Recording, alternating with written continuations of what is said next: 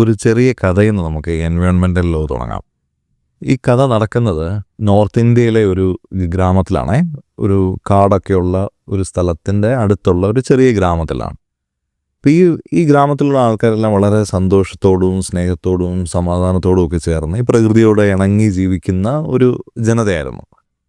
പക്ഷെ ഒരു ദിവസം അവിടെ ഒരു XYZ എന്ന് പറഞ്ഞൊരു ഫാക്ടറി ആ സ്ഥലത്ത് വന്നേ. ഈ ഫാക്ടറി വന്നതോടുകൂടി ഈ ആൾക്കാർക്ക് ഒരുപാട് ബുദ്ധിമുട്ടുകൾ ഉണ്ടാവാൻ തുടങ്ങി. ഈ ഫാക്ടറിയിൽ നിന്ന് വരുന്ന പുകയും മറ്റ് ഗ്യാസുകളും ഒക്കെ അവിടെ അറ്റ്മോസ്ഫിയറിലേക്ക് ഒരുപാട് പൊല്യൂഷൻ റിലേറ്റഡ് ആയിട്ടുള്ള പ്രശ്നങ്ങൾ ഉണ്ടാക്കാൻ തുടങ്ങി. ആൾക്കാർക്ക് അതുമായിട്ട് അനുബന്ധമായ രോഗങ്ങൾ വരാൻ തുടങ്ങി. അപ്പോൾ അറ്റ്മോസ്ഫിയറിൽ മാത്രമല്ല, അത് വെള്ളത്തിലേക്ക് ആ ഫാക്ടറിയിൽ നിന്ന് വരുന്ന ഡിസ്ചാർജുകൾ പലപ്പോഴും അവിടെയുള്ള റിവർ പൊല്യൂഷൻ അങ്ങനെയുള്ള പ്രശ്നങ്ങൾ ഉണ്ടാക്കാൻ തുടങ്ങി. ആൾക്കാർക്ക് നല്ല കുടിവെള്ളം കിട്ടാതെയായി. അത് സോയിൽ പൊല്യൂഷൻ ഉണ്ടാക്കാൻ തുടങ്ങി. അവിടെയുള്ള ചെടികൾക്കും കൃഷി അങ്ങനെയുള്ള കാര്യങ്ങളെല്ലാം ബാധിക്കാൻ തുടങ്ങി. ഇതിൽ നിന്ന് വരുന്ന ഗ്യാസുകൾ കൊണ്ട് അറ്റ്മോസ്ഫിയറിൽ പല പ്രശ്നങ്ങളുണ്ടായി. അവിടുത്തെ കാലാവസ്ഥ വരെ മാറി. അങ്ങനെ കാലാവസ്ഥ അനുബന്ധമായി അവിടെ ചൂട് കൂടാൻ തുടങ്ങി, മഴ വൈകാൻ തുടങ്ങി. അങ്ങനെയുള്ള പല പ്രശ്നങ്ങളായിട്ട് വന്നു. ഇതൊരു ഹൈപ്പോത്തറ്റിക്കലായിട്ടുള്ള ഒരു കേസാണ്. പക്ഷേ ഈ കേസിൽ ഒരു പെൺകുട്ടി ഉണ്ടെന്ന് വിചാരിക്കാം. ഒരു പെൺകുട്ടി ഉണ്ടായിരുന്നു. പെൺകുട്ടിയുടെ പേരാണ് നവ്യ. അപ്പോൾ ഈ നവ്യ ഈ പ്രശ്നങ്ങളെല്ലാം അവിടെ അനുഭവിച്ചിട്ട് ചെറുപ്പം തൊട്ട് വളരെ നന്നായി ജീവിച്ച ഒരു സമയത്ത് നിന്ന് ഈ പരിസ്ഥിതിക്ക് വന്ന ഈ മാറ്റങ്ങളെല്ലാം അനുഭവിച്ചപ്പോൾ ഈ കുട്ടിക്ക് ഇതിനെതിരെ എന്തെങ്കിലും ചെയ്യണമെന്ന് ആഗ്രഹം തോന്നി. ഈ പ്രശ്നങ്ങൾ പരിഹരിക്കാനായിട്ട് ഈ കുട്ടിക്ക് എന്ത് ചെയ്യാൻ സാധിക്കും എന്നുള്ളിടത്തു നിന്നാണ് നമുക്ക് ഈ എൻവയോൺമെൻ്റൽ ലോ എന്നുള്ള സബ്ജക്റ്റ് നമുക്ക് തുടങ്ങാൻ പറ്റുന്നത്. ഈ കുട്ടിക്ക് ഇതിന് പരിഹരിക്കാനായിട്ട് ആരെ അപ്രോച്ച് ചെയ്യാൻ പറ്റും? ഇതിനകത്തൊരു സിവിൽ കേസാണോ ഉള്ളത്, അതോ ഇതിനകത്തൊരു ക്രിമിനൽ കേസ് ഉണ്ടോ, അതോ ഇതിനകത്തൊരു പബ്ലിക് ഇൻട്രസ്റ്റ് ഉണ്ടോ, എന്ത് ചെയ്ത് ഈ പ്രശ്നങ്ങൾ പരിഹരിക്കാം എന്നുള്ള ചോദ്യങ്ങളിൽ നിന്നാണ് നമ്മൾ തുടങ്ങുന്നത്. അതേപോലെ തന്നെ ഒരു ഫാക്ടറിയോ ഒരു ഗവൺമെൻറ്റോ ഏതെങ്കിലും തരത്തിൽ പരിസ്ഥിതിക്ക് പ്രശ്നം വരുന്ന രീതിയിൽ മൃഗങ്ങളോടോ മനുഷ്യരോടോ സോയിലോ വാട്ടറോ നോയിസ് പൊല്യൂഷനോ അങ്ങനെ എന്ത് പ്രശ്നങ്ങൾ ഉണ്ടാക്കിയാലും അവിടെ എന്തൊക്കെ കാര്യങ്ങളാണ് ബാധിക്കുന്നത്, ആരുടെയൊക്കെ അവകാശങ്ങളാണ് ലംഘിക്കപ്പെടുന്നത്, ആർക്കൊക്കെ എന്തൊക്കെ അവകാശങ്ങളാണ് ഉള്ളത്, ഇവിടെ എന്തൊക്കെ പ്രിൻസിപ്പിൾസാണ് നമുക്ക് അപ്ലൈ ചെയ്യാൻ പറ്റുന്നത്, ഇങ്ങനെയുള്ള കാര്യങ്ങൾ നമുക്കൊന്ന് ആലോചിച്ചതിന് ശേഷം നമുക്ക് ഈ വിഷയത്തിലേക്ക് കൂടുതലായിട്ട് ഇറങ്ങാം. ഈ കഥ ആണ് നമ്മുടെ ഒരു ബേസിക്കായിട്ടുള്ള ഐഡിയ. അപ്പോൾ നമ്മളിവിടെ ഈ സബ്ജക്റ്റ് മുഴുവൻ നമുക്ക് ചെറിയ കുറച്ച് കാര്യങ്ങളിലേക്ക്, കൺസെപ്റ്റുകളിലേക്ക് ചുരുക്കി ഒരു ഓവറോൾ ഐഡിയ ഉണ്ടാക്കാം, ഒരു ഫ്രെയിം വർക്ക് നമുക്കുണ്ടാക്കാം. അതിൽ നിന്ന് നമുക്ക് സ്റ്റാർട്ട് ചെയ്യാം. അപ്പോൾ ഇതിനകത്ത് നമുക്ക് ഉണ്ടാക്കേണ്ട ഫ്രെയിം വർക്കിലെ ആദ്യത്തെ കുറച്ച് കാര്യങ്ങളുണ്ട്. നമ്മൾ ബേസിക്കായിട്ട് മനസ്സിലാക്കേണ്ട ഒന്നാമത് നമ്മൾ പഠിക്കേണ്ടത്, എൻവയോൺമെൻ്റൽ ലോ പഠിക്കുമ്പോൾ ആദ്യമായി പഠിക്കേണ്ട ഒരു കൺസെപ്റ്റ് എന്ന് പറഞ്ഞാൽ ഈ പൊല്യൂഷൻ്റെ കൺസെപ്റ്റാണ്. പലതരത്തിലുള്ള പൊല്യൂഷൻ, അത് ലാൻഡ് പൊല്യൂഷൻ ആവാം, വാട്ടർ പൊല്യൂഷൻ ആവാം, എയർ പൊല്യൂഷൻ ആവാം, നോയിസ് പൊല്യൂഷൻ ആവാം, അങ്ങനെയുള്ള പലതരത്തിലുള്ള എൻവയോൺമെൻ്റൽ പൊല്യൂഷൻ എന്നുള്ള കൺസെപ്റ്റ് പ്രധാനമായും മനുഷ്യരുണ്ടാക്കുന്ന പൊല്യൂഷൻ ആയിട്ട് ബന്ധപ്പെട്ട കാര്യങ്ങളാണ് നമുക്ക് ആദ്യം പഠിക്കണം. ഒന്നാമത്തെ കൺസെപ്റ്റ് അതാണ്. ഇനി രണ്ടാമത്തെ കൺസെപ്റ്റ് എന്ന് പറഞ്ഞാൽ ഒരു ബയോഡൈവേഴ്സിറ്റിയുടെ പ്രൊട്ടക്ഷൻ എന്നുള്ള കൺസെപ്റ്റാണ് രണ്ടാമത്. അതായത് മനുഷ്യരുടെ പ്രവർത്തനങ്ങൾ മൂലം ബയോഡൈവേഴ്സിറ്റി എന്ന് പറഞ്ഞാൽ മൃഗങ്ങളും പ്ലാന്റ്സും ഒക്കെ അടങ്ങുന്ന നമ്മുടെ പരിസ്ഥിതിയുടെ ഒരു ഡൈവേഴ്സിറ്റി ഉണ്ട്. ആ ഡൈവേഴ്സിറ്റി, വൈൽഡ് ലൈഫ് അതിനകത്ത് ഉൾപ്പെടാം, അല്ലാതെയുള്ള കാര്യങ്ങൾ വരാം. അപ്പോൾ ഈ ബയോഡൈവേഴ്സിറ്റി മനുഷ്യരുടെയോ അല്ലെങ്കിൽ പ്രകൃതിയുടെയോ ഒരു സന്തുലിത അവസ്ഥയ്ക്ക് അത്യാവശ്യമാണ്, ആ ഒരു ബാലൻസിന് ആവശ്യമാണ്. അപ്പോൾ അതിനെ ബാധിക്കുന്ന രീതിയിലുള്ള എന്ത് കാര്യങ്ങൾ നടന്നാലും അതെങ്ങനെയാണ് മനുഷ്യരെ ബാധിക്കുന്നത്, അതിനകത്ത് എന്താണ് ഒരു സൊല്യൂഷൻ, ആ കാര്യങ്ങൾ രണ്ടാമത്തെ കൺസെപ്റ്റ് എന്ന് പറഞ്ഞാൽ. അതുകൊണ്ട് തന്നെ ഒരു ബയോഡൈവേഴ്സിറ്റിയും വൈൽഡ് ലൈഫും നമുക്ക് രണ്ടാമത് പഠിക്കാം. ആദ്യത്തേത് പൊല്യൂഷനായിരുന്നു, രണ്ടാമത് ബയോഡൈവേഴ്സിറ്റിയാണ്. മൂന്നാമത് നമ്മൾ പഠിക്കേണ്ട കൺസെപ്റ്റ് എന്ന് പറഞ്ഞാൽ ഒരു ക്ലൈമറ്റ് ചേഞ്ചാണ്.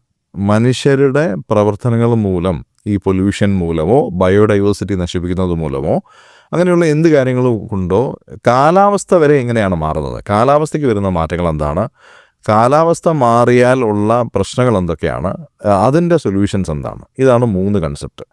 നമുക്ക് ഈ 3 കൺസെപ്റ്റ് നമുക്ക് ഈ എൻവയോൺമെൻറ്റൽ ലോയെ ചുരുക്കിയിട്ട് ഇതുമായിട്ട് ബന്ധപ്പെട്ട കാര്യങ്ങൾ അതുമായിട്ട് കണക്ട് ചെയ്തങ്ങ് പഠിച്ചാൽ നമുക്ക് ഈ വിഷയം ഈസി ആയിട്ട് തീർക്കാൻ പറ്റും. അപ്പോൾ ആ കാര്യങ്ങളിലേക്ക് നമുക്ക് കിടക്കാം. അപ്പോൾ നമ്മൾ പറഞ്ഞത് 3 ബേസിക് കൺസെപ്റ്റ് നമുക്ക് കറക്റ്റായിട്ട് മനസ്സിലായാൽ ഈ എൻറ്റയർ എൻവയോൺമെൻറ്റൽ ലോ അതിൽ നമുക്ക് ചുരുക്കി പഠിക്കാൻ പറ്റുമെന്നുള്ളതാണ്. അതായത് ഒന്നാമത് പൊല്യൂഷനുമായിട്ട് ബന്ധപ്പെട്ട കൺസെപ്റ്റുകൾ, രണ്ടാമത് ബയോഡൈവേഴ്സിറ്റിയും വൈൽഡ് ലൈഫുമായിട്ട് ബന്ധപ്പെട്ട കൺസെപ്റ്റുകൾ, മൂന്നാമത് ക്ലൈമറ്റ് ചേഞ്ച്, ഓസോൺ ഹോൾ, അങ്ങനെയുള്ള കാര്യങ്ങൾ മൂന്നാമത്തെ കൺസെപ്റ്റ്. അപ്പോൾ ഇതിൽ നമ്മൾ ആദ്യം പഠിക്കേണ്ട കാര്യം എന്ന് പറഞ്ഞാൽ കുറച്ച് പ്രിൻസിപ്പിളുകളാണ്, കുറച്ച് ഡോക്ട്രിൻസുകളാണ്. എൻവയോൺമെൻറ്റൽ ലോയുമായിട്ട് ബന്ധപ്പെട്ട് കുറച്ച് ഒരു 5-6 ഡോക്ട്രിൻ നമ്മൾക്ക് പഠിച്ചു വെച്ചാൽ നമുക്കത് പല കേസുകളിലും പ്രോബ്ലത്തിലും എല്ലാം അപ്ലൈ ചെയ്യാം. മാത്രമല്ല നമ്മൾ ആദ്യം പറഞ്ഞ ആ സ്റ്റോറി നമ്മളെപ്പോഴും മനസ്സിലുണ്ടാവണം. ആ കാര്യത്തിൽ എന്തൊക്കെ പ്രിൻസിപ്പിളുകൾ, ഡോക്ട്രിനുകൾ നമുക്ക് അപ്ലൈ ചെയ്യാൻ പറ്റും എന്ന് നമുക്ക് മനസ്സിലാക്കാം. അപ്പോൾ നമുക്ക് ആ ഡോക്ട്രിനിൽ നിന്ന് നമുക്ക് തുടങ്ങാം. അപ്പോൾ അതിൽ ആദ്യമായിട്ട് നമ്മൾ പഠിക്കാൻ പോകുന്ന ഒരു ഡോക്ട്രിൻ, ഒരു പ്രിൻസിപ്പിൾ എന്ന് പറഞ്ഞാൽ ഡോക്ട്രിൻ ഓഫ് ആബ്സല്യൂട്ട് ലയബിലിറ്റി എന്നുള്ള പ്രിൻസിപ്പിളാണ്. Doctrine of absolute liability. കുറച്ച് ഡോക്ട്രിനുകൾ ഞാൻ പറയാം, അതൊന്ന് ഓർത്ത് വെച്ചോ. നമുക്ക് ഓരോരോ ഡോക്ട്രിനിലേക്ക് പോകാം. ഒന്നാമത് ഡോക്ട്രിൻ ഓഫ് ആബ്സല്യൂട്ട് ലയബിലിറ്റി പഠിക്കണം. അതേപോലെ പൊല്യൂട്ടർ പേയ്സ് പ്രിൻസിപ്പിൾ എന്നുള്ളൊരു പ്രിൻസിപ്പിൾ പഠിക്കണം. പ്രിക്കോഷണറി പ്രിൻസിപ്പിൾ എന്നുള്ളൊരു പ്രിൻസിപ്പിൾ പഠിക്കണം. അതേപോലെ പബ്ലിക് ട്രസ്റ്റ് ഡോക്ട്രിൻ എന്നുള്ള കാര്യങ്ങൾ പഠിക്കണം. പിന്നെ നമുക്ക് sustainable development, sustainable use, inter generational equity, doctrine of proportionality, അങ്ങനെയുള്ള കുറച്ച് ഡോക്ട്രിനുകൾ പഠിക്കണം. അപ്പം ഇതിൽ നമ്മൾ തുടങ്ങുന്നതെന്ന് പറഞ്ഞു കഴിഞ്ഞാൽ നമുക്ക് ഡോക്ട്രിൻ ഓഫ് ആബ്സല്യൂട്ട് ലയബിലിറ്റി അല്ലെങ്കിൽ ആബ്സല്യൂട്ട് ലയബിലിറ്റി പ്രിൻസിപ്പിൾ എന്നുള്ള പ്രിൻസിപ്പിളിൽ നിന്ന് നമുക്ക് തുടങ്ങാം. ഇതെന്ത് പ്രിൻസിപ്പിളാണ് എന്ന് നമുക്ക് ആദ്യം ഒന്ന് ആലോചിക്കാം. ഇതിൻ്റെ കൺസെപ്റ്റ് എന്താണ്? അപ്പം നമുക്ക് ഈ എൻവയോൺമെൻറ്റ് എന്ന് പറഞ്ഞ സാധനം പലപ്പോഴും ഒരു കോമൺ ആയിട്ട് പലരുടെയും പൊതു ആവശ്യത്തിന് ഉപയോഗിക്കുന്ന ഒരു സാധനമാണ് അല്ലേ. അപ്പോൾ അതിലൊരു നാശം ആരെങ്കിലും ഉണ്ടാക്കി കഴിഞ്ഞാൽ അതത്ര പെട്ടെന്ന് തിരിച്ചു കൊണ്ടുവരാൻ വരുന്ന ഒരു കാര്യമല്ല. അപ്പം അത് ഒരു കോമ്പൻസേഷനോടുകൂടി പലപ്പോഴും പരിഹരിക്കാൻ പറ്റുന്ന കാര്യം പോലുമല്ല. അപ്പം ഇതിനെ നമ്മൾ ആലോചിക്കേണ്ട ഒരു കാര്യം എന്ന് പറഞ്ഞാൽ ഈ ആബ്സല്യൂട്ട് ലയബിലിറ്റി പ്രിൻസിപ്പിളിലെ കൺസെപ്റ്റ് എന്ന് പറഞ്ഞാൽ ഒരു എക്സെപ്ഷൻ ഇല്ലാത്ത ഒരു സ്ട്രിക്റ്റ് ആയിട്ടുള്ളൊരു ലയബിലിറ്റി ഈ എൻവയോൺമെൻറ്റൽ ഡാമേജ് കൊണ്ടുവരുന്ന ആൾക്കാരുടെ പുറത്ത് കൊണ്ടുവരേണ്ട ഒരു കൺസെപ്റ്റാണ് ആബ്സല്യൂട്ട് ലയബിലിറ്റി. അതായത് സ്ട്രിക്റ്റ് ലയബിലിറ്റി അല്ല, സ്ട്രിക്റ്റ് ലയബിലിറ്റിയേക്കാളും കൂടിയ ഒരു കൺസെപ്റ്റാണ് ആബ്സല്യൂട്ട് ലയബിലിറ്റി. ആബ്സല്യൂട്ട് ലയബിലിറ്റി ഇപ്പോൾ അതൊരു ഉദാഹരണത്തോടു കൂടി പറഞ്ഞാലായിരിക്കും ചിലപ്പോൾ മനസ്സിലാക്കാം. അപ്പോൾ ഒരു കെമിക്കൽ ഫാക്ടറി, ഇപ്പം നമ്മൾ നേരത്തെ പറഞ്ഞ എക്സാമ്പിളിലെ കാര്യം തന്നെ എടുത്താൽ XYZ എന്ന് പറഞ്ഞിട്ടുള്ള ഒരു കെമിക്കൽ ഫാക്ടറി ഒരു ഫോറസ്റ്റ് ഏരിയയിൽ, ഒരു വില്ലേജ് ഏരിയയിൽ വന്നു എന്ന് വിചാരിക്കുക. അപ്പോൾ ആ കെമിക്കൽ ഫാക്ടറി ഒരു എർത്ത്ക്വേക്കിൻ്റെ സമയത്ത് ആ കെമിക്കൽ ഫാക്ടറിക്ക് നാശനഷ്ടങ്ങൾ സംഭവിക്കുകയും ആ കെമിക്കൽ ഫാക്ടറിയിൽ നിന്ന് ഗ്യാസ് ലീക്കാവുകയും ചെയ്തു എന്ന് വിചാരിക്കാം. അപ്പോൾ അത് അവർ മനഃപൂർവ്വം ലീക്കാക്കിയ ഗ്യാസ് അല്ല, അതായത് അതിൻ്റെ നോർമൽ ഓപ്പറേഷൻസിൻ്റെ ഭാഗമായി ഗ്യാസ് ആക്കിയതല്ല, ആ ഫാക്ടറി നടത്തുന്നവർ പർപ്പസ്ഫുള്ളി ചെയ്തതല്ല, നെഗ്ലിജൻസ് കാരണം ചെയ്തതുപോലുമല്ല, ഒരു ഒരു ഒരു ഒരു ആക്ട് ഓഫ് ഗോഡ് വഴി അല്ലെങ്കിൽ ഒരു തേർഡ് പാർട്ടിയുടെ ഇൻ്റർഫറൻസ് വഴി സംഭവിച്ചു പോയതാണ്. അപ്പോൾ അങ്ങനെ വരുന്ന കേസിൽ അത് അവർക്ക് വേണമെങ്കിൽ പഴയ ഒരു പ്രിൻസിപ്പിൾ അനുസരിച്ച് അല്ലെങ്കിൽ പഴയ നിയമങ്ങൾ അനുസരിച്ച് ഒരു സ്ട്രിക്റ്റ് ലയബിലിറ്റി എന്നുള്ളൊരു കണ്ടീഷൻ അപ്ലൈ ചെയ്യുകയാണെങ്കിൽ അത് ഞങ്ങളുടെ ആവശ്യത്തിനുള്ള പ്രിക്കോഷൻസ് എടുത്തിരുന്നു, ഞങ്ങളെക്കൊണ്ട് ചെയ്യാൻ പറ്റുന്ന കാര്യങ്ങളെല്ലാം ഞങ്ങൾ ചെയ്തിരുന്നു, ഇത് ഞങ്ങളുടെ ഒരു തെറ്റുപറ്റ് കൊണ്ടല്ല, ഇതൊരു ആക്ട് ഓഫ് ഗോഡ് വഴി സംഭവിച്ച ഒരു കാര്യമാണ്, അപ്പോൾ അതുകൊണ്ട് ഞങ്ങളതിൽ ഉത്തരവാദികളല്ല എന്ന് ഒരു എക്സ്ക്യൂസോ എക്സംഷനോ എടുക്കാൻ പറ്റില്ല എന്ന് പറയുന്ന പ്രിൻസിപ്പിളാണ് ആബ്സല്യൂട്ട് ലയബിലിറ്റി. അപ്പോൾ അതിൻ്റെ അകത്ത് നിങ്ങൾ എന്തൊക്കെ കാര്യങ്ങൾ പ്രിക്കോഷൻ എടുത്താലും ശരി, നിങ്ങൾക്കറിയാം നിങ്ങൾ ചെയ്യുന്ന ഇങ്ങനെയുള്ള കാര്യങ്ങൾ ഒരു പോസിബിളായിട്ട് ഒരു എൻവയോൺമെൻറ്റിന് ഹാം ഉണ്ടാക്കാൻ സാധ്യതയുള്ള കാര്യങ്ങളാണ്. നിങ്ങൾ ഏർപ്പെടുന്നത് ഒരു ഹസാഡസ് ആയിട്ടുള്ള ആക്ടിവിറ്റിയിൽ ഏർപ്പെടുന്ന ഇൻഡസ്ട്രിയാണ്. അപ്പോൾ അതിൽ നിങ്ങളുടെ കുറ്റം കൊണ്ടല്ലെങ്കിൽ പോലും ഒരു പ്രശ്നം ഉണ്ടായാൽ അതിൻ്റെ പൂർണ്ണമായ ഉത്തരവാദിത്വം അങ്ങനെ ഹസാഡസ് ആയിട്ടുള്ള ആക്ടിവിറ്റിയിൽ ഏർപ്പെടുന്ന ഇൻഡസ്ട്രിക്ക് ഉണ്ട്. അതുകൊണ്ട് എന്ത് ഹാം ഉണ്ടായാലും irrespective of fault or negligence നിങ്ങൾ ഉത്തരവാദികളാണ്, നിങ്ങൾ കോമ്പൻസേഷൻ കൊടുക്കാൻ ബാധ്യസ്ഥരാണ്. ആ compensation must be adequate to എന്താണ് ഹാം ഉണ്ടായത് അതിനെ കോമ്പൻസേറ്റ് ചെയ്യാൻ തക്കവണ്ണം ആഡിക്വേറ്റ് ആയിരിക്കണം ആ കോമ്പൻസേഷൻ എന്നുള്ളതാണ്. അതിന് വേറെ ഒരു ഡിഫെൻസും ആപ്ലിക്കബിൾ അല്ല. ആക്ട് ഓഫ് ഗോഡ് എന്നോ തേർഡ് പാർട്ടി ഇൻഫറൻസ് എന്നോ ഉള്ള ഒരു കേസും ആപ്ലിക്കബിൾ അല്ല. അതായത് പണ്ടുണ്ടായിരുന്ന ഒരു പ്രിൻസിപ്പിൾ എന്ന് പറഞ്ഞാൽ റെയ്ലൻ വേഴ്സസ് ഫ്ലെച്ചർ കേസിൽ ഉണ്ടായ പ്രിൻസിപ്പിളാണ് സ്ട്രിക്റ്റ് ലയബിലിറ്റി. ആ സ്ട്രിക്റ്റ് ലയബിലിറ്റിയിൽ ഇങ്ങനെ ആക്ട് ഓഫ് ഗോഡ് എന്നുള്ള കാര്യങ്ങൾക്കൊക്കെ എക്സംഷൻ കൊടുത്തിട്ടുണ്ടായിരുന്നു. ആവശ്യത്തിന് പ്രിക്കോഷൻ എടുത്ത് പ്രോപ്പറായിട്ട് സെറ്റ് ചെയ്തൊരു ഇൻഡസ്ട്രി ആണെങ്കിൽ അവർക്ക് അങ്ങനെ എടുത്തിട്ടുണ്ടെങ്കിൽ അവർക്ക് എക്സംഷൻസ് ആയിട്ട് ഇങ്ങനെയുള്ള കാര്യങ്ങൾ കിട്ടുമായിരുന്നു. അത് എടുക്കാത്തവർക്ക് അവർക്ക് സ്ട്രിക്റ്റ് ആയിട്ടുള്ള ലയബിലിറ്റി ഉണ്ടായിരുന്നു. പക്ഷേ സ്ട്രിക്റ്റ് ലയബിലിറ്റിയേക്കാളും സ്ട്രിക്റ്റർ ആയിട്ടുള്ള ഒരു കണ്ടീഷനാണ് ഈ ആബ്സല്യൂട്ട് ലയബിലിറ്റി വരുന്നത്. ആബ്സല്യൂട്ട് ലയബിലിറ്റിയുടെ ഒരു പ്രധാനപ്പെട്ട കേസ് ലോ ആണ് MC Mehta versus Union of India. അതിന് ഒലിയം ഗ്യാസ് ലീക്ക് കേസ് എന്നും പറയും. 1986 കേസാണ് MC Mehta versus Union of India.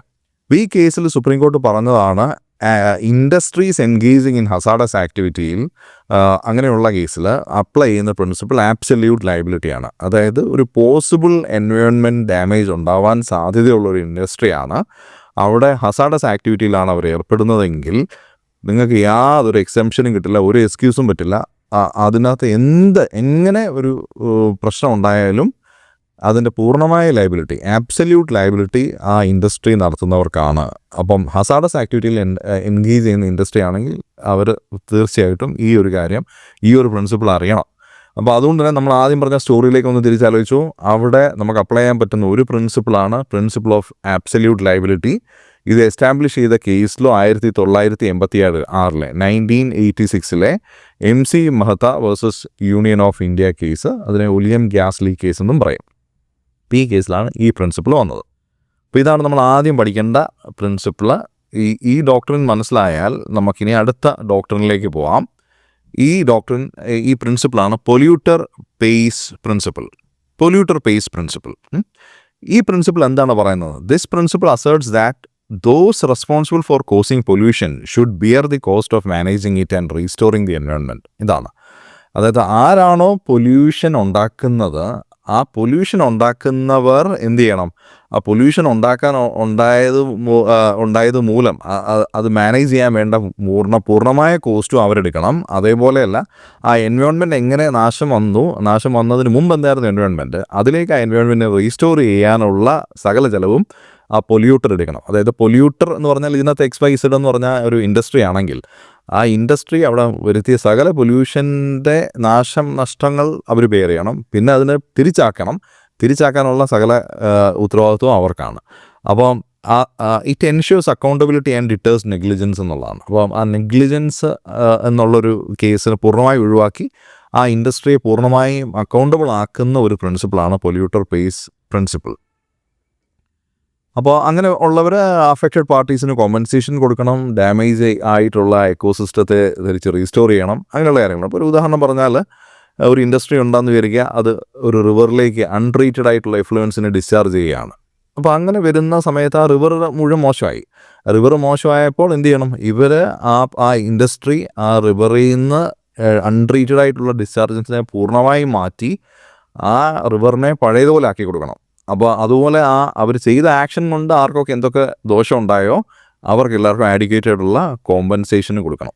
അപ്പോൾ ഈ ഒരു കൺസെപ്റ്റുമായിട്ട് കണക്ട് ചെയ്ത് പൊല്യൂട്ടർ പേയ്സ് പ്രിൻസിപ്പിളുമായിട്ട് കണക്ട് ചെയ്തിട്ടുള്ള ഒരു കേസിലുണ്ട് Indian Council for Enviro Legal Action versus Union of India എന്നുള്ള കേസാണ് polluter pays principle. Indian Council for Enviro Legal Action versus Union of India 1996 കേസാണ്. അപ്പോൾ ഈ കേസിൽ സുപ്രീം കോർട്ട് എടുത്ത ഒരു സ്റ്റാൻഡാണ് industries are liable for cleaning up of hazardous waste and compensating affected villages എന്നുള്ളത്. അപ്പം ഈ കേസിൽ ഓർത്തിരിക്കുക, പൊല്യൂട്ടർ പേയ്സ് പ്രിൻസിപ്പിൾ ഓർത്തിരിക്കുക. അപ്പം 2 പ്രിൻസിപ്പിൾ നമ്മൾ പഠിച്ചു കഴിഞ്ഞു, ആബ്സല്യൂട്ട് ലയബിലിറ്റി പ്രിൻസിപ്പിളും പൊല്യൂട്ടർ പേയ്സ് പ്രിൻസിപ്പിളും. ഇനി മൂന്നാമത്തെ പ്രിൻസിപ്പിളാണ് പ്രിക്കോഷണറി പ്രിൻസിപ്പിൾ. പ്രിക്കോഷണറി പ്രിൻസിപ്പിൾ എന്ന് പറഞ്ഞാൽ എന്താണ്? Precautionary principle mandates that preventive action be taken to avoid environmental harm even if there is no conclusive evidence of potential risk. അതാണ് precautionary principle. അപ്പം ഒരു ഉദാഹരണം പറഞ്ഞാൽ, ഇപ്പോൾ സപ്പോസ് ഒരു പുതിയൊരു ടെക്നോളജി വരികയാണ്. ഇപ്പോൾ 5G എന്ന് പറയുന്നൊരു ടെക്നോളജി വന്നു. 5G എന്ന് പറഞ്ഞ ടെക്നോളജി വരുമ്പോൾ നമ്മൾ 5Gയെ പറ്റി പഠിച്ചു, അതിൻ്റെ അകത്ത് ബേസിക്കായിട്ടുള്ള റിസർച്ചൊക്കെ നടത്തിയപ്പോൾ ഒരു പൊട്ടൻഷ്യലായിട്ടുള്ള ഒരു റിസ്ക് ഒന്നും ഉണ്ടെന്ന് നോർമലി തെളിഞ്ഞില്ല. ആദ്യം നടത്തിയ റിസർച്ചുകളിലൊന്നും തെളിഞ്ഞില്ല. അങ്ങനെയാണെങ്കിൽ പോലും ഭാവിയിൽ ഉണ്ടാകാവുന്ന എൻവയോൺമെൻറ്റൽ ഹാമിനെ കണക്കാക്കി പ്രിക്കോഷണറി ആയിട്ട് ഒരു പ്രിവെൻറ്റീവ് ആക്ഷൻ എടുക്കണം എന്ന് മാൻഡേറ്റ് കൊടുക്കുന്ന പ്രിൻസിപ്പിളാണ് പ്രിക്കോഷണറി പ്രിൻസിപ്പിൾ. അതായത് ഒന്നുകൂടെ പറയാം, precautionary principle mandates that preventive action be taken to avoid environmental harm even if there is no conclusive scientific evidence of potential risk. അതായത് ഇപ്പം ഒരു സയൻറ്റിഫിക്കായിട്ട് ഒരു പൊട്ടൻഷ്യൽ റിസ്ക് ഉണ്ടെന്നുള്ളതിന് ഒരു എവിഡൻസും പ്രസൻ്റ്ലി ഇല്ല. ഒരു എൻവയോൺമെൻറ്റൽ ഹാം ഉണ്ടാകുമെന്നും പ്രസൻ്റ്ലി യാതൊരു തെളിവുമില്ല. എങ്കിൽ പോലും പ്രിവെൻറ്റീവ് ആക്ഷൻ എടുത്തിരിക്കണം എന്ന് പറയുന്നതാണ്. അതായത് prevention is better than cure എന്ന് പറയുന്ന പ്രിൻസിപ്പിളാണ് പ്രിക്കോഷണറി പ്രിൻസിപ്പിൾ. അപ്പോൾ ഇതിൻ്റെ ഒരു പർപ്പസ് എന്ന് പറഞ്ഞാൽ ഭാവിയിൽ ഉണ്ടാകുന്ന എൻവയോൺമെൻറ്റൽ ഡീഗ്രഡേഷൻ അവോയ്ഡ് ചെയ്യാൻ പറ്റും. അതേപോലെ ഇങ്ങനെ എന്തെങ്കിലും കാര്യങ്ങൾ ചെയ്യുന്ന ഇൻഡസ്ട്രിയുടെ പുറത്ത് തന്നെ ബർഡൻ ഓഫ് പ്രൂഫ് കൊണ്ടുവരിക എന്നുള്ള കാര്യവും ആണ്. അവരത് സേഫാണ്, അവർ ചെയ്യുന്ന ആക്ടിവിറ്റി സേഫാണെന്ന് പ്രൂവ് ചെയ്യാനുള്ള ബർഡൻ ഓഫ് പ്രൂഫ് അവരുടെ പുറത്തുമാണ്. അപ്പം അതിൻ്റെ ഒന്ന് രണ്ട് എക്സാമ്പിൾ ഞാനിപ്പോൾ ഒരു 5Gയുടെ ഒരു എക്സാമ്പിൾ പറഞ്ഞു. അതേപോലെ തന്നെ ഇപ്പം ഏതെങ്കിലും ഒരു പെസ്റ്റിസൈഡ് ഉപയോഗിക്കുക. പെസ്റ്റിസൈഡ് എന്ന് പറഞ്ഞാൽ എന്താ? പെസ്റ്റുകളെ കൊല്ലാൻ ഉപയോഗിക്കുന്ന സാധനമാണ് പെസ്റ്റിസൈഡ്. അപ്പോൾ പെസ്റ്റിസൈഡ് എൻവയോൺമെൻറ്റൽ ഹാം ഒന്നും ക്രിയേറ്റ് ചെയ്യുമെന്ന് ഇതുവരെ തെളിഞ്ഞിട്ടില്ലാത്ത ഒരു പെസ്റ്റിസൈഡ് ആണെന്ന് വിചാരിക്കുക. പക്ഷേ എന്നാൽ പോലും അതുണ്ടാക്കുന്ന ഇൻഡസ്ട്രിയോ അത് ഉപയോഗിക്കുന്ന ആൾക്കാരോ ഭാവിയിൽ ഇങ്ങനെ ഉണ്ടാക്കാൻ സാധ്യതയുണ്ടോ, ഉണ്ടെങ്കിൽ അതിന് എന്ത് സ്റ്റെപ്പാണ് നിങ്ങൾ എടുത്തത് എന്ന് തെളിയിക്കണം. അതാണ് ഈ പ്രിക്കോഷണറി പ്രിൻസിപ്പിൾ എന്ന് പറഞ്ഞാൽ. അല്ലെങ്കിൽ ഇപ്പോൾ ഒരു എക്കോളജിക്കലി സെൻസിറ്റീവായിട്ടുള്ള സോണുകൾ, ഇപ്പോൾ ഒരു എക്സാമ്പിൾ പറഞ്ഞാൽ ഇപ്പോൾ ഹൈ റേഞ്ച് പോലെയുള്ള സ്ഥലങ്ങളിൽ ഒരു ഇൻഡസ്ട്രി ഉണ്ടാക്കുകയാണെന്ന്, ഒരു ഇൻഡസ്ട്രിയൽ പ്രോജക്റ്റ് വരികയാണ്. അപ്പോൾ ഇൻഡസ്ട്രിയൽ പ്രോജക്റ്റ് വരുമ്പോൾ അവിടെ ഒരു പ്രസൻ്റ്ലി ആ ഇൻഡസ്ട്രിയൽ പ്രോജക്റ്റ് ഒറ്റ നോട്ടത്തിൽ അല്ലെങ്കിൽ ഇതുവരെയുള്ള ശാസ്ത്രീയമായ പഠനങ്ങളുടെ അടിസ്ഥാനത്തിൽ ആ ഇൻഡസ്ട്രി വന്നാൽ അവിടെ വലിയ പ്രശ്നങ്ങളൊന്നുമില്ല.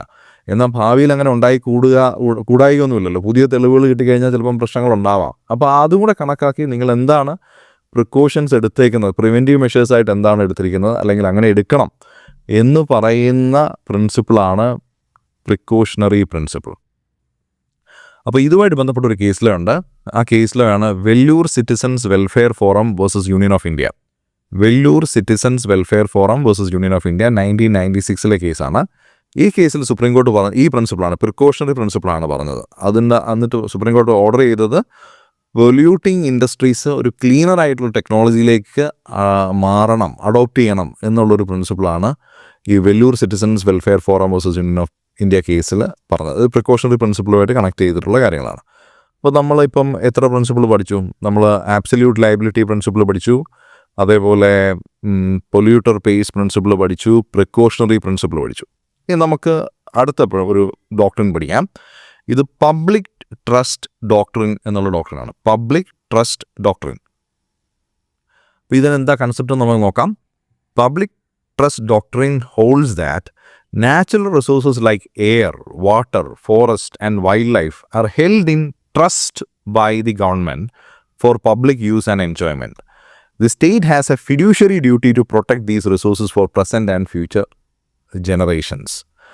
എന്ന് പറഞ്ഞാൽ അതായത് സ്റ്റേറ്റ് ഒരു ട്രസ്റ്റാണ് എന്ന് മനസ്സിലാക്കുക. അതായത് നമുക്ക് ഒരുപാട് നാച്ചുറൽ റിസോഴ്സസ് ഉണ്ട്, ലാൻഡ് ഉണ്ട്, വാട്ടർ ഉണ്ട്, ഫോറസ്റ്റ് ഉണ്ട്, വൈൽഡ് ലൈഫ് ഉണ്ട്. അപ്പോൾ ഇത് പബ്ലിക് യൂസിന് വേണ്ടിയുള്ള കാര്യങ്ങളാണ്. പബ്ലിക് യൂസിനും പബ്ലിക് എൻജോയ്മെൻറ്റിനും വേണ്ടിയുള്ള കാര്യങ്ങളാണ് ലാൻഡും വാട്ടറും ഫോറസ്റ്റും വൈൽഡ് ലൈഫും ഒക്കെ. അപ്പോൾ ഇത് ആരുടെ ഉത്തരവാദിത്വമാണ്? ഇത് കറക്റ്റായിട്ട് ഇതിനെല്ലാം സംരക്ഷിച്ച് സൂക്ഷിച്ച് കൊണ്ടുപോവുക എന്നുള്ളതിൻ്റെ ഒരു ട്രസ്റ്റ്, അല്ലെങ്കിൽ ഒരു ട്രസ്റ്റിയായിട്ട് ആക്ട് ചെയ്യേണ്ട ആളാണ്, അല്ലെങ്കിൽ അങ്ങനെയുള്ള ഒരു എൻറ്റിറ്റിയാണ് ഗവൺമെൻറ്. അപ്പോൾ ഈ ഗവൺമെൻറ്റിന് ആ ഒരു പബ്ലിക് ട്രസ്റ്റ് എന്നുള്ള ഒരു ആസ്പെക്റ്റ് ഉണ്ട്. ആ ഗവൺമെൻറ്റിനാണ് ഏൽപ്പിച്ചിരിക്കുന്നത്. പബ്ലിക് ഈ കാര്യങ്ങൾ ഗവൺമെൻറ്റിനെ ഏൽപ്പിച്ചിരിക്കുകയാണ്. അപ്പോൾ സ്റ്റേറ്റിന് ഒരു ഫിഡ്യൂഷ്യറി ഡ്യൂട്ടിയുണ്ട്. ഫിഡ്യൂഷ്യറി ഡ്യൂട്ടി എന്ന് പറഞ്ഞാൽ എന്താണ്? ഒരു വിശ്വാസപരമായ ഡ്യൂട്ടിയുണ്ട്. ഒരു ബെനിഫിഷ്യറി ആയിട്ടുള്ള പബ്ലിക്കിന് വേണ്ടി പബ്ലിക് ഗവൺമെൻറ്റിനെ ഏൽപ്പിച്ചിരിക്കുകയാണ്. അപ്പോൾ അതേപോലെ മെയിൻറ്റെയിൻ ചെയ്യാനുള്ളൊരു ഡ്യൂട്ടി ഗവൺമെൻറ്റിനുണ്ട്. നമ്മൾ പ്രസൻറ്റ് ജനറേഷന് വേണ്ടി മാത്രമല്ല, ഫ്യൂച്ചർ ജനറേഷൻ്റെ ഉപയോഗത്തിന് വേണ്ടി കൂടെ ഇത് സംരക്ഷിക്കേണ്ട ഒരു ഉത്തരവാദിത്വം ഗവൺമെൻറ്റിനുണ്ട് എന്നുള്ളതാണ്. അപ്പോൾ അതിനകത്ത് ഒരു മെയിൻ കീ ആസ്പെക്റ്റ് എന്ന് പറഞ്ഞാൽ ഈ പ്രൊട്ടക്ഷൻ ഓഫ് കോമൺസ് ആണ്. അതായത് പൊതുവായ കാര്യങ്ങൾ, പൊതുവിന് വേണ്ടിയുള്ള കാര്യങ്ങൾ, ലാൻഡും റിവേഴ്സും മൗണ്ടൻസും ലേക്സും അതേപോലെ ഫോറസ്റ്റും വൈൽഡ് ലൈഫ് അങ്ങനെയുള്ള കാര്യങ്ങളെല്ലാം പൊതുവിൻ്റെയാണ്.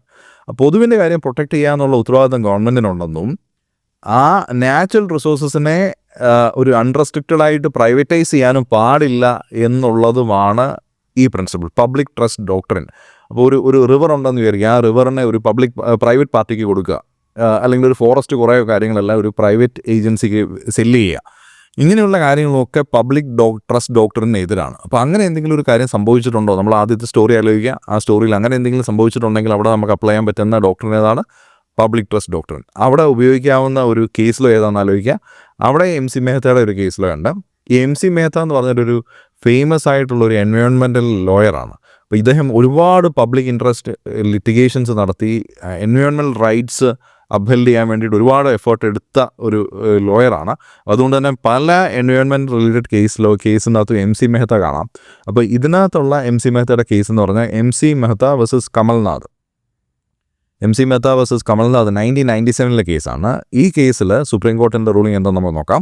Supreme Court rule that the government cannot lease river banks to private entities for commercial exploitation as it violates the public trust doctrine. അപ്പം ഗവൺമെൻറ്റിന് റിവർ ബാങ്കുകൾ പ്രൈവറ്റ് എൻറ്റിറ്റീസിന് കൊമേഴ്ഷ്യൽ പർപ്പസിന് കൊടുക്കാൻ പറ്റില്ല, കൊമേഴ്ഷ്യൽ എക്സ്പ്ലോയിറ്റേഷന് കൊടുക്കാൻ പറ്റില്ല. എന്തുകൊണ്ടെന്നാൽ അത് പബ്ലിക് ട്രസ്റ്റ് ഡോക്ട്രിൻ വയലേറ്റ് ചെയ്യും. അപ്പം അങ്ങനെ ഒരു കാര്യം പറഞ്ഞ കേസാണ് MC Mehta versus Kamal Nath 1997 case. അപ്പോൾ അതിന് മറ്റ് എക്സാമ്പിളുകൾ ആലോചിച്ച് കഴിഞ്ഞാൽ, ഇപ്പോൾ ഒരു നാഷണൽ പാർക്കുകൾ കൊമേഴ്ഷ്യൽ ആക്ടിവിറ്റിക്ക് കൊടുത്തു കഴിഞ്ഞാൽ അത് പബ്ലിക് ട്രസ്റ്റ് ഡോക്ടറിൻ്റെ വയലേഷനാണ്. അല്ലെങ്കിൽ റിവറോ ലേക്കുകളോ ഒക്കെ എൻക്രോച്ച് ചെയ്യാനായിട്ട് അനുവദിച്ചു കഴിഞ്ഞാൽ അത് പബ്ലിക് ട്രസ്റ്റ് ഡോക്ടറിൻ്റെ വയലേഷനാണ്. അപ്പം ഇത് നമുക്ക് റിലേറ്റഡ് ആയിട്ടുള്ള എൻവയോൺമെൻറ്റൽ ഇങ്ങനത്തെ പ്രോബ്ലംസ് എന്തെങ്കിലും നിങ്ങളുടെ മുമ്പിൽ വരുവാണെങ്കിൽ, ആസ് എ ലോയർ അല്ലെങ്കിൽ ആസ് എ ലോ സ്റ്റുഡൻറ്റ് ഇങ്ങനെ ഒരു കേസ് വന്നാൽ അവിടെ നമ്മൾ തീർച്ചയായിട്ടും എഴുതേണ്ട ഒരു ഡോക്ടറാണ് പബ്ലിക് ട്രസ്റ്റ് ഡോക്ടറിൻ. അപ്പോൾ ഇത്രയും കാര്യങ്ങൾ നമുക്ക് പഠിച്ചു. ഇനി നമ്മൾ അടുത്ത് പഠിക്കേണ്ട ഒരു പ്രിൻസിപ്പിളാണ് അല്ലെങ്കിൽ ഒരു ഡോക്ടറിനാണ് principle of intergenerational equity. അപ്പം ഇൻ്റർ ജനറേഷണൽ 2 ജനറേഷൻസ് വരും അല്ലേ, ജനറേഷനിൽ തമ്മിലുള്ള ഒരു ഇക്വിറ്റി എന്നുള്ളതാണ്. അപ്പോൾ നമ്മളെപ്പോഴും ആലോചിക്കേണ്ട എൻവയോൺമെൻറ്റ് എന്ന് പറഞ്ഞാൽ നമ്മളിപ്പോൾ ജീവിക്കുന്ന ഒരു തലമുറ ഇപ്പോൾ ജീവിച്ചുകൊണ്ടിരിക്കുകയാണ് അല്ലേ. നമ്മുടെ ഒരു കാര്യത്തിന് വേണ്ടിയോ നമ്മുടെ സുഖങ്ങൾക്ക് വേണ്ടിയോ ഈ എൻവയോൺമെൻറ്റിനെ ഇപ്പോൾ ഉപയോഗിച്ച് നശിപ്പിച്ച് തീർത്താൽ അടുത്ത തലമുറ എന്ത് ചെയ്യും എന്നുള്ളതാണ്, ഭാവിയിലെ തലമുറ എന്ത് ചെയ്യും. അപ്പോൾ ആ ഒരു കാര്യമായിട്ട് ബന്ധപ്പെട്ട ഒരു പ്രിൻസിപ്പിളാണ് ഇൻ്റർ ജനറേഷണൽ ഇക്വിറ്റി പ്രിൻസിപ്പിൾ. അപ്പോൾ ഇതിൻ്റെ കൺസെപ്റ്റ് എന്താണെന്ന് നോക്കാം. The concept of intergenerational equity, this principle emphasises fairness between generations. അതാണ് ജനറേഷൻസ് തമ്മിലുള്ളൊരു ഫെയർനെസ് ആണ് ഇൻ്റർ ജനറേഷണൽ ഇക്വിറ്റി എന്ന് പറഞ്ഞാൽ.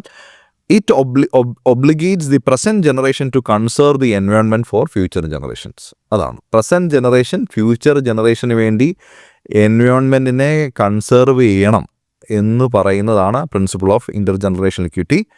അതിൻ്റെ അകത്ത് റെസ്പോൺസിബിൾ യൂസ് ഓഫ് റിസോഴ്സസ് വരും, ലോങ് ടേം എൻവയോൺമെൻറ്റൽ പ്ലാനിങ് വരും. അപ്പോൾ അതുകൊണ്ട് തന്നെ അതുമായിട്ട് ബന്ധപ്പെട്ട കാര്യങ്ങളൊക്കെ നമ്മൾ ഇപ്പോൾ പ്രസൻറ്റ് ജനറേഷൻ ഫ്യൂച്ചർ ജനറേഷനെ കണക്കാക്കി ചെയ്യേണ്ടി വരും. ഫോറസ്റ്റുകൾ ഒരുപാട് നശിപ്പിക്കപ്പെട്ടിട്ടുണ്ടെങ്കിൽ അവിടെ റീഫോറസ്റ്റേഷൻ ചെയ്യണം. ഇപ്പം പ്രസൻ്റ്ലി യൂസ് ചെയ്യുന്ന ഫോസിൽ ഫ്യൂവൽസ് പോലെയുള്ള കാര്യങ്ങൾ മുഴുവൻ ഉപയോഗിച്ച് തീർക്കാതിരിക്കാനായിട്ട് അവിടുന്ന് റിന്യൂവബിൾ എനർജിയിലേക്ക് മാറണം. ഗ്രൗണ്ട് വാട്ടറിനെ ഓവർ എക്സ്പ്ലോയിറ്റ് ചെയ്യാതിരിക്കണം. അങ്ങനെയുള്ള കാര്യങ്ങളെല്ലാം ഈ പ്രിൻസിപ്പിൾ ഓഫ് ഇൻ്റർ ജനറേഷണൽ ഇക്വിറ്റിയുമായിട്ട് ബന്ധപ്പെട്ട കാര്യങ്ങളാണ്. അപ്പോൾ ഇതുമായിട്ട് ബന്ധപ്പെട്ടൊരു കേസ് ലോ പഠിക്കാം. ആ കേസ് ലോ ആണ് State of Himachal Pradesh versus Ganesh Wood Products. State of Himachal Pradesh versus Ganesh Wood Products 1995 ഒരു കേസാണ്. ഈ കേസിൽ സുപ്രീം കോർട്ട് പ്രൊഹിബിറ്റ് ചെയ്തത് എന്താണെന്ന് വെച്ചാൽ, Supreme Court prohibited the establishment of industries in forest areas citing the need to preserve forest for future generation. അപ്പം ഒരു ഫോറസ്റ്റിൽ ഒരു ഇൻഡസ്ട്രി വന്നിരിക്കുകയാണ്. അപ്പോൾ അത് സുപ്രീം കോർട്ട് പ്രൊഹിബിറ്റ് ചെയ്തു. എന്തുകൊണ്ടാണെന്ന് വെച്ചാൽ ഈ ഫോറസ്റ്റിനെ പ്രിസർവ് ചെയ്യേണ്ട ആവശ്യമുണ്ട്. എന്തുകൊണ്ടെന്നാൽ ഫ്യൂച്ചർ ജനറേഷന് ഫോറസ്റ്റിൻ്റെ ആവശ്യമുണ്ട്. അതുകൊണ്ട് ഫോറസ്റ്റിൽ ഇൻഡസ്ട്രി പറ്റില്ല എന്ന് പറഞ്ഞ കേസാണ് state of Himachal Pradesh versus Ganesh food products 1995 case. അപ്പം ഇൻ്റർ ജനറേഷണൽ ഇക്വിറ്റി മനസ്സിലായി അല്ലേ. അപ്പോൾ ഇനി അടുത്തതായിട്ട് പഠിക്കേണ്ടതെന്ന് പറഞ്ഞാൽ ഡോക്ട്രിൻ ഓഫ് പ്രൊപ്പോർഷണാലിറ്റി എന്ന് പറയുന്നൊരു കേസാണ്, ഒരു പ്രിൻസിപ്പിളാണ് ഡോക്ട്രിൻ ഓഫ് പ്രൊപ്പോർഷണാലിറ്റി. അപ്പോൾ ഈ ഡോക്ട്രിൻ ഓഫ് പ്രൊപ്പോർഷണാലിറ്റി എന്ന് പറയുന്നത് നമുക്ക് ഒരു പരിസ്ഥിതിവാദം ഒരു സൈഡിലുണ്ട്, രണ്ടാമത്തെ ഒരു ആസ്പെക്റ്റ് എന്ന് പറഞ്ഞാൽ ഡെവലപ്മെൻറ്റ് വേണം എന്നുള്ളതാണ് രണ്ടാമത്തെ ആസ്പെക്റ്റ്, അല്ലേ? അതായത് ഗ്രോത്തോ ഡെവലപ്മെൻറ്റോ അങ്ങനെയുള്ള കാര്യങ്ങളാണ്. അപ്പോൾ നമുക്ക് എപ്പോഴും പരിസ്ഥിതിയെ മാത്രം നോക്കിയാൽ പലപ്പോഴും നാട്ടിൽ ഡെവലപ്മെൻറ്റ് ഉണ്ടാവുകയില്ല, റോഡുകൾ വരില്ല, ബ്രിഡ്ജുകൾ വരില്ല, ഇൻഡസ്ട്രികൾ വരില്ല, തൊഴിൽ കിട്ടില്ല, ആൾക്കാർക്ക് പട്ടിണിയായി പോകും, ജീവിക്കാനുള്ള വകയില്ല.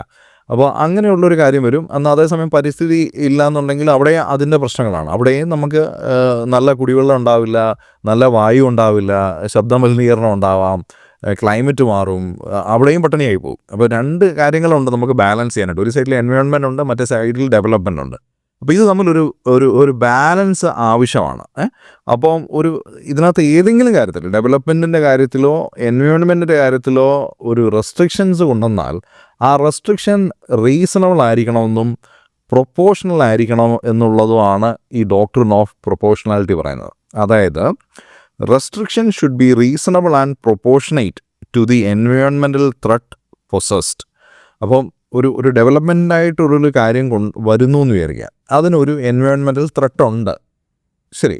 അപ്പോൾ ആ എൻവയോൺമെൻറ്റൽ ത്രെട്ട് ചിലപ്പോൾ ഒരു ലോക്കലായിട്ടുള്ളൊരു എൻവയോൺമെൻറ്റൽ ത്രെട്ടായിരിക്കാം. അപ്പോൾ അതുകൊണ്ട് അത് കംപ്ലീറ്റ് ആയിട്ട് ബാൻ ചെയ്യേണ്ട ആവശ്യം ഉണ്ടാവില്ല. ചിലപ്പോൾ ആ ലോക്കൽ ത്രെട്ടിനെ മാത്രം നമ്മൾ അഡ്രസ്സ് ചെയ്താൽ മതിയാവും. അപ്പോൾ അത് നോക്കിയിട്ട് പ്രൊപ്പോർഷണലായിട്ട് വേണം ഒരു റെസ്ട്രിക്ഷൻ കൊണ്ടുവരാൻ എന്നുള്ളതാണ് ഡോക്ട്രിൻ ഓഫ് പ്രൊപ്പോർഷണാലിറ്റി.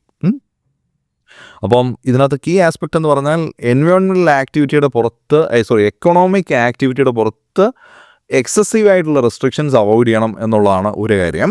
അപ്പോൾ എൻവയോൺമെൻറ്റൽ ഇമ്പാക്റ്റ് അസസ് ചെയ്തിട്ട് പബ്ലിക് ഇൻട്രസ്റ്റിനെയും കൂടെ പബ്ലിക്കിന് ചിലപ്പം ആ എൻവയോൺമെൻറ്റലിൻ്റെ കാര്യത്തിന് പബ്ലിക്കിന് ചിലപ്പോൾ അത്ര ബോധരായിരിക്കില്ല. അവർ ചിലപ്പം ഒരുപാട് പട്ടിണിയിൽ കൂടെ കടന്നു പോകുന്ന ആൾക്കാരായിരിക്കും, തൊഴിലില്ലാത്ത ആൾക്കാരായിരിക്കും. അവിടെ ചിലപ്പോൾ ഒരു മൈനറായിട്ടുള്ള എക്കോണമിയുടെ ഒരു ഡാമേജ്, ഒരു ലോക്കൽ ഡാമേജും അതിൻ്റെ ഒരു എക്കണോമിക് സൈഡിലുള്ള ബെനിഫിറ്റ്, സാമ്പത്തികപരമായി ഒരുപാട് ബെനിഫിറ്റ് കിട്ടുന്ന ഒരു പ്രോജക്റ്റും ആണെങ്കിൽ അത് തമ്മിൽ താരതമ്യം ചെയ്ത് പഠിച്ച് അതിൻ്റെ ഒരു പ്രൊപ്പോർഷണലായിട്ടുള്ള ഒരു നിലപാടേ എടുക്കാവൂ. ഒരു വൈഡായിട്ടുള്ള റെസ്ട്രിക്ഷൻസ് കൊണ്ടുവരരുത് എന്നുള്ള പ്രിൻസിപ്പിളാണ് ഡോക്ട്രിൻ ഓഫ് പ്രൊപ്പോർഷണാലിറ്റി. അപ്പോൾ അതുമായിട്ട് ബന്ധപ്പെട്ട ഒരു കേസ് ലോ നമുക്ക് നോക്കാം. T Damodar Rao versus municipal corporation of Hyderabad. T Damodar Rao versus municipal corporation of Hyderabad 1987 കേസാണ്. ഈ കേസിൽ ഹൈക്കോർട്ട് എടുത്ത ഈ ഡോക്ട്രിൻ ഓഫ് പ്രൊപ്പോർഷണാലിറ്റി അപ്ലൈ ചെയ്തിട്ട് അവിടെ ഒരു ബാലൻസ് കൊണ്ടുവന്നു. ഡെവലപ്മെൻറ്റ് പ്രോജക്ട്സും അതുപോലെ റൈറ്റ് ടു ക്ലീൻ എൻവയോൺമെൻറ്റ് എന്നുള്ള കാര്യങ്ങൾ തമ്മിലൊരു ബാലൻസ് കൊണ്ടുവന്ന് അപ്ലൈ ചെയ്ത ഒരു പ്രിൻസിപ്പിൾ അപ്ലൈ ചെയ്ത കേസാണ്, ഡോക്ട്രിൻ ഓഫ് പ്രൊപ്പോർഷണാലിറ്റിയുടെ കേസാണ്. T Damodar Rao versus municipal corporation of Hyderabad 1987 കേസാണ്. അപ്പോൾ അത് മനസ്സിലായി എന്ന് വിചാരിക്കുന്നു. അപ്പം ഡെവലപ്മെൻറ്റും അതേപോലെ എക്കണോമിക് സൈഡ് എൻവയോൺമെൻറ്റും ഡെവലപ്മെൻറ്റും തമ്മിലുള്ളൊരു ബാലൻസാണ് ഡോക്ട്രിൻ ഓഫ് പ്രൊപ്പോർഷണാലിറ്റി. എന്നാൽ നമ്മൾ ഈ ഇൻ്റർ ജനറേഷൻ ഇക്വിറ്റി പഠിച്ചല്ലേ, ആ ഇൻ്റർ ജനറേഷൻ ഇക്വിറ്റിയായിട്ട് ബന്ധപ്പെട്ട രണ്ട് കാര്യം കൂടെ നമുക്ക് നോക്കാം. അതിൽ ഒന്നാണ് ഡോക്ട്രിൻ ഓഫ് സസ്റ്റൈനബിൾ യൂസ്, അതേപോലെ ഡോക്ട്രിൻ ഓഫ് സസ്റ്റൈനബിൾ ഡെവലപ്മെൻറ്റും ഉണ്ട്. രണ്ട് കണക്റ്റഡ് തന്നെയാണ്. അപ്പോൾ ഈ സസ്റ്റൈനബിൾ എന്നുള്ള വാക്ക് വരുമ്പോൾ എപ്പോഴും അതൊരു ഫ്യൂച്ചർ ജനറേഷനെയും കൂടെ കണക്കാക്കുന്ന കാര്യങ്ങളാണ് ഈ സസ്റ്റൈനബിൾ യൂസ് അല്ലെങ്കിൽ സസ്റ്റൈനബിൾ ഡെവലപ്മെൻറ്റ് എന്നുള്ള കാര്യം വരുന്നത്. അപ്പോൾ അതുമായിട്ട് ബന്ധപ്പെട്ട ഡോക്ട്രിൻ ഓഫ് സസ്റ്റൈനബിൾ യൂസ് എന്താണെന്ന് നോക്കാം. ഇതിനകത്ത് കൺസെപ്റ്റ് ഇത്രയേ ഉള്ളൂ: resources must be used in a manner that ensures their availability and productivity for the future. അത്രയേ ഉള്ളൂ. ഫ്യൂച്ചറിൽ വേണ്ടി റിസോഴ്സസ് അവൈലബിൾ ആയിരിക്കണമെന്നും ആ റിസോഴ്സസ് പ്രൊഡക്റ്റീവ് ആയിരിക്കണം എന്നുള്ള രീതിയിൽ വേണം റിസോഴ്സസിനെ ഉപയോഗിക്കാൻ എന്നുള്ളതാണ് ഡോക്ട്രിൻ ഓഫ് സസ്റ്റൈനബിൾ യൂസ്. അത് ഈ സസ്റ്റൈനബിൾ ഡെവലപ്മെൻറ്റ് എന്നുള്ള കൺസെപ്റ്റ്, നമ്മൾ ഇനി പറയാൻ പോകുന്ന കൺസെപ്റ്റിനെ കോംപ്ലിമെൻ്റ് ചെയ്യുന്ന ഒരു പ്രിൻസിപ്പിളാണ്. അതായത് റിസോഴ്സസിനെ റാഷണലായിട്ട് ഉപയോഗിക്കണം, കൂടുതലായിട്ട് റിന്യൂവബിൾ റിസോഴ്സുകളോ അങ്ങനെ റിന്യൂവബിൾ റിസോഴ്സസ് ഉപയോഗിക്കുക, റീജനറേറ്റ് ചെയ്യാൻ പറ്റുന്ന രീതിയിലുള്ള പ്രാക്ടീസസ് കൊണ്ടുവരിക എന്നുള്ളതാണ്. അപ്പോൾ അതായത് വാട്ടറിനെ കൺസർവ് ചെയ്യുക, റെയിൻ വാട്ടർ ഹാർവെസ്റ്റിംഗ് പോലെയുള്ള രീതിയിൽ, അല്ലെങ്കിൽ ഫിഷിംഗ് പ്രാക്ടീസസ് തന്നെ മറൈൻ ഡൈവേഴ്സിറ്റിയെ കൺസർവ് ചെയ്യുന്ന രീതി ചെയ്യുക. അതായത് ഇപ്പോൾ ഞാനൊരു ഉദാഹരണം പറഞ്ഞാൽ, കടലിലെ ഈ ഫിഷിൻ്റെ ചെറിയ കുഞ്ഞുങ്ങളെ പിടിച്ചു കഴിഞ്ഞാൽ പിന്നെ അടുത്ത തലമുറ എങ്ങനെ ഉണ്ടാവും, അല്ലേ? അപ്പോൾ ഫിഷിങ്ങിൻ്റെ ആ ഒരു സീസണിൽ ഫിഷിംഗ് അവോയ്ഡ് ചെയ്യുക, അങ്ങനെയുള്ള കാര്യങ്ങളൊക്കെ ഒരു സസ്റ്റൈനബിൾ യൂസാണ്. അടുത്ത തലമുറയ്ക്ക് വേണ്ടി നമ്മൾ ചെയ്യുന്ന കാര്യങ്ങൾ. അല്ലെങ്കിൽ പിന്നെ ഇതുണ്ടാവില്ല. റിസോഴ്സസ് പൂർണ്ണമായി ഉപയോഗിച്ച് തീർത്ത് കഴിഞ്ഞാൽ, നാച്ചുറൽ റിസോഴ്സസ് പൂർണ്ണമായി ഉപയോഗിച്ച് തീർത്ത് കഴിഞ്ഞാൽ പിന്നെ ആ റിസോഴ്സസ് കിട്ടില്ല. പ്രത്യേകിച്ചും അങ്ങനെയുള്ള റിസോഴ്സുകളുണ്ടല്ലോ. എല്ലാം റിന്യൂവബിൾ റിസോഴ്സസ് അല്ല. നോൺ റിന്യൂവബിൾ ആയിട്ടുള്ള റിസോഴ്സുകളെ അങ്ങനെ ഉപയോഗിച്ച് തീർക്കാൻ പാടില്ല. അപ്പോൾ അതാണ് ഡോക്ട്രിൻ ഓഫ് സസ്റ്റൈനബിൾ യൂസ്. അതുമായിട്ട് ബന്ധപ്പെട്ട കേസ് ലോ നോക്കാം. Intellectual Forum versus State of Andhra Pradesh. Intellectual Forum versus State of ആന്ധ്രാപ്രദേശിൽ സുപ്രീം കോർട്ട് പറഞ്ഞതാണ് ഈ doctrine of sustainable use while preserving water bodies from encroachments. ഇപ്പോൾ വാട്ടർ ബോഡീസ് ഒരു സസ്റ്റൈനബിൾ യൂസ് എന്നുള്ള രീതിയിലേ ഉപയോഗിക്കാവൂ. അതിനെ എൻക്രോച്ച് ചെയ്ത് അതിനെ ആ ഒരു ഫ്യൂച്ചർ ജനറേഷന് കിട്ടാതെ ആക്കരുത് എന്ന് പറയുന്നതാണ് ഡോക്ട്രിൻ ഓഫ് സസ്റ്റൈനബിൾ യൂസ്. ഇനി നമുക്ക് അവസാനമായിട്ട് മറ്റൊരു ഡോക്ട്രിനോട് നോക്കാം. കണക്റ്റഡ് ആയിട്ടുള്ള ഡോക്ട്രിനാണ് doctrine of sustainable development. Sustainable development എന്നുള്ളതാണ് ഈ എൻവയോൺമെൻറ്റൽ പ്രൊട്ടക്ഷനും എക്കണോമിക് ഗ്രോത്തും തമ്മിലുള്ളൊരു ബാലൻസ് കൊണ്ടുവരാൻ വേണ്ടി നോക്കുന്നത്. അതായത് ഡെവലപ്മെൻറ്റ് ഫ്യൂച്ചർ ജനറേഷന് അവരുടെ നീഡ്സിനെ അവരുടെ മീറ്റ് ചെയ്യാൻ പറ്റാതെ ആക്കരുത് എന്നുള്ളതാണ്. അതായത് ഒരു ബാലൻസ് വേണം. എക്കണോമിക് ഡെവലപ്മെൻറ്റും എൻവയോൺമെൻറ്റൽ പ്രൊട്ടക്ഷനും ഒരു ബാലൻസ് വേണം. നമ്മുടെ ഈ പ്രസൻ്റ്ലി ഉള്ള എക്കണോമിക് ഡെവലപ്മെൻറ്റ് ഫ്യൂച്ചർ ജനറേഷനെ അവരുടെ ആവശ്യങ്ങൾ ഇല്ലാതാക്കിക്കൊണ്ടാവരുത് എന്നുള്ളതാണ്. അവിടെ നമ്മൾ നേരത്തെ അപ്ലൈ ചെയ്ത അതേ പ്രിൻസിപ്പിളാണ്. ഇൻ്റർ ജനറേഷണൽ ഇക്വിറ്റി എന്നുള്ള ഒരു കൺസെപ്റ്റാണ്. അതേപോലെ മുമ്പ് പറഞ്ഞ responsible use of natural resources എന്നുള്ള ഒരു കൺസെപ്റ്റും അവിടെയുണ്ട്. അപ്പോൾ അതിൻ്റെ പ്രധാനമായി നമുക്ക് എക്സാമ്പിളായിട്ട് പറയാവുന്ന കാര്യമാണ് ഫോസിൽ ഫ്യൂവലുകൾ ഉപയോഗം കുറച്ചിട്ട് റിന്യൂവബിൾ ആയിട്ടുള്ള റിസോഴ്സുകൾ ഉപയോഗിക്കുക, ഇൻഡസ്ട്രിയൽ ഡെവലപ്മെൻറ്റിന് വേണ്ടി ഗ്രീൻ ടെക്നോളജീസ് ഒക്കെ ഉപയോഗിക്കുക. അപ്പോൾ അങ്ങനെയുള്ള കാര്യങ്ങളാണ്. അപ്പോൾ സസ്റ്റൈനബിൾ ഡെവലപ്മെൻറ്റ് വളരെ ഇമ്പോർട്ടൻ്റ് ആയിട്ടുള്ളൊരു പോയിൻ്റാണ്. അപ്പോൾ നമ്മുടെ ആ ടോപ്പിക്ക് പഠിക്കുമ്പോഴും അവസാനം നമ്മൾ എത്തിച്ചേരേണ്ടത് ഏതാണ്ട് ആ ഒരു ആസ്പെക്റ്റ് തന്നെയാണ് നമ്മൾ ഈ എൻവയോൺമെൻറ്റ് ലോ പഠിച്ചു കഴിയുമ്പോഴും ഇപ്പോഴത്തെ രീതിയിൽ ഉപയോഗിക്കാവുന്ന ഒരു കാര്യം. അപ്പോൾ അവിടെ നമ്മൾ ഉപയോഗിക്കേണ്ട ഒരു കേസ് ലോ എന്ന് പറഞ്ഞാൽ Narmada Bachao Andolan versus Union of India എന്നുള്ള 2000 കേസാണ്. Narmada Bachao Andolan versus Union of India. In this case, Supreme Court emphasized the importance of sustainable development while approving the construction of Sardar Sarovar Dam with environmental safeguards. അപ്പോൾ sustainable development എന്ന് പറഞ്ഞാൽ അപ്പം തന്നെ നമ്മൾ എഴുതേണ്ട കേസിലാണ് Narmada Bachao Andolan versus Union of India 2000. അപ്പോൾ development വേണം, പക്ഷേ എൻവയോൺമെൻറ്റൽ സേഫ് ഗാർഡ്സോടുകൂടി മാത്രമേ പറ്റുള്ളൂ. അപ്പോൾ ഒരു ഡാം വരുന്നതുമായിട്ട് ബന്ധപ്പെട്ട വിഷയമായിരുന്നു. പക്ഷേ അവിടെ ആ ഒരു സസ്റ്റൈനബിൾ ഡെവലപ്മെൻറ്റിൻ്റെ മോഡലിൽ ഡാം അപ്രൂവ് ചെയ്യുക എന്നുള്ളൊരു പ്രിൻസിപ്പിളാണ് സുപ്രീം കോർട്ട് എടുത്തത്.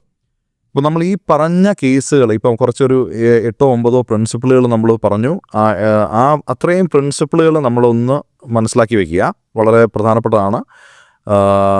അതായത് നമ്മൾ ആബ്സല്യൂട്ട് ലയബിലിറ്റി പ്രിൻസിപ്പിൾ പറഞ്ഞു, പൊല്യൂട്ടർ പേസ് പ്രിൻസിപ്പിൾ പറഞ്ഞു, പ്രിക്കോഷണറി പ്രിൻസിപ്പിൾ പറഞ്ഞു, പബ്ലിക് ട്രസ്റ്റ് ഡോക്ട്രിൻ പറഞ്ഞു, അതുപോലെ principle of intergenerational equity പറഞ്ഞു, പിന്നെ ഡോക്ട്രിൻ ഓഫ് പ്രൊപ്പോർഷണാലിറ്റി പറഞ്ഞു, ഡോക്ട്രിൻ ഓഫ് സസ്റ്റൈനബിൾ യൂസ് പറഞ്ഞു, ഡോക്ട്രിൻ ഓഫ് സസ്റ്റൈനബിൾ ഡെവലപ്മെൻറ്റ് പറഞ്ഞു. അപ്പം ഈ 8 പ്രിൻസിപ്പിൾ നമ്മൾ നന്നായി പഠിച്ചാൽ നമുക്ക് മിക്ക പ്രോബ്ലത്തിലും അപ്ലൈ ചെയ്യാനായിട്ട് പറ്റും. ഇതാണ് അതിനകത്ത് ബേസിക് കൺസെപ്റ്റ്. ഇത്രയും കേസ് ലോ, ഈ 8 കേസ് ലോയും അറിഞ്ഞിരുന്നാൽ തന്നെ നമ്മുടെ ഈ എൻവയോൺമെൻറ്റിൻ്റെ ടോപ്പിക്ക് ഏതാണ്ട് കഴിഞ്ഞതുപോലെ.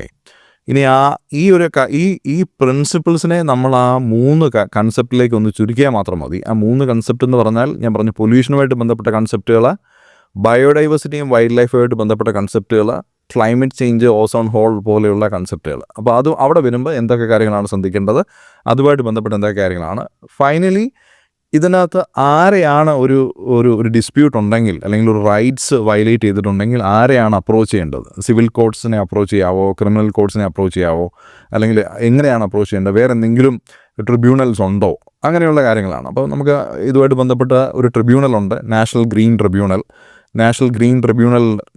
സിവിൽ കേസുകൾ എടുക്കുന്ന പ്രധാനപ്പെട്ട അതോറിറ്റിയാണ് നാഷണൽ ഗ്രീൻ ട്രിബ്യൂണൽ.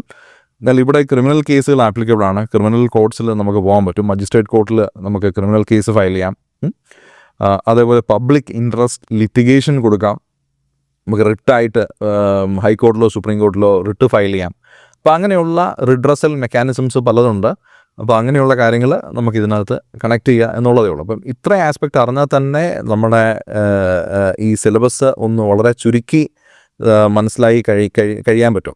ഇനി ഇത് നമുക്ക് അപ്ലൈ ചെയ്താൽ മാത്രം മതി ആ ഒരു ആസ്പെക്റ്റിലേക്ക് ഓരോന്ന് പറഞ്ഞിട്ട്. അതായത് നമ്മൾ ഇനി നെക്സ്റ്റ് ചെയ്യാൻ പോകുന്നതെന്ന് പറഞ്ഞാൽ പൊല്യൂഷൻ്റെ ആസ്പെക്റ്റ് പഠിക്കുക, ബയോഡൈവേഴ്സിറ്റിയും വൈൽഡ് ലൈഫിൻ്റെ ആസ്പെക്റ്റ് പഠിക്കുക, ക്ലൈമറ്റ് ചേഞ്ചും അതുപോലെ ഓസോൺ ഹോളുള്ള എന്നുള്ള ആസ്പെക്റ്റ് പഠിക്കുക, പിന്നെ ഈ റിഡ്രസൽ മെക്കാനിസംസ് പഠിക്കുക, പിന്നെ നമുക്ക് ഓരോരോ കൺസെപ്റ്റുകൾ, പ്രോബ്ലംസ്, അങ്ങനെയുള്ള കാര്യങ്ങൾ പ്രീവിയസ് ഇയർ ക്വസ്റ്റ്യൻ പേപ്പേഴ്സൊക്കെ എടുത്ത് നോക്കുക, കഴിഞ്ഞു. അത്രേ ഉള്ളൂ.